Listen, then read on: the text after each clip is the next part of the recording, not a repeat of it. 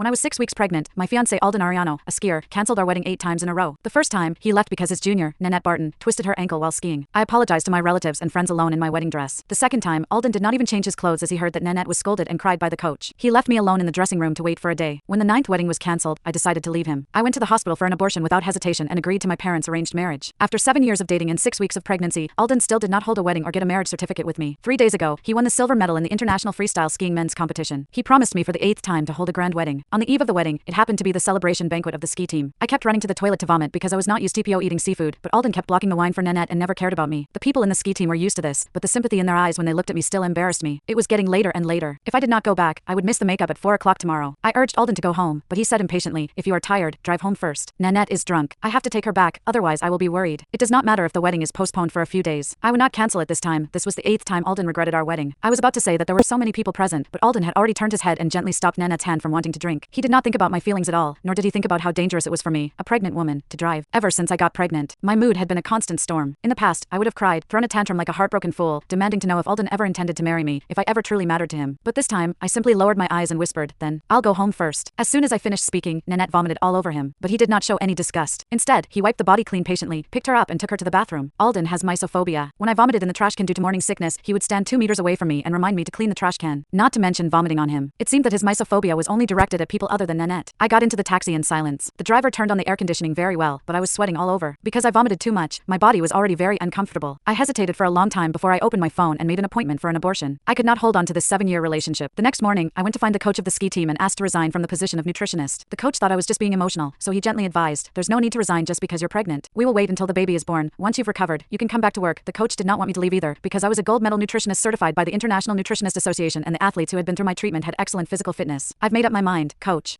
Hey, I know that Alden is a bit confused, but we all know his feelings for you. When you were together 7 years ago, he confessed to you on the top of the snow mountain." The coach smiled helplessly and approved my resignation. If he did not mention it, I would have almost forgotten how fast my heart beat on the day Alden confessed to me 7 years ago. When I got home, Alden still did not come back. A night had passed. I clicked on Instagram and found that the members of the ski team had posted Instagram at the same time. Nanette's Instagram was at the top. "To celebrate the award of my senior Alden, I will pay for everyone to go on vacation in Sonia. P.S. It is also to thank him for taking care of me all night last night. Woohoo, my alcohol tolerance is really too bad." Blushing. It seemed that Alden would not be able to come back in the next few days. I did not know when he would postpone the wedding as he said. I held back the nausea that was coming up again and checked my email. I had received replies from many companies to my nutritionist resume that I sent not long ago. I replied to a large Swiss food manufacturer. Because Alden seldom went abroad, after I went to Switzerland, the possibility of us meeting would be almost zero. Only in this way could I let time slowly heal my pain. After making the decision, I started to pack my things. As soon as I opened the suitcase, Alden came back. He was a little surprised to see me open the suitcase, so he asked, "Have you seen Nanette's Instagram?" So, Alden thought I wanted to help him pack his luggage. How innocent he was.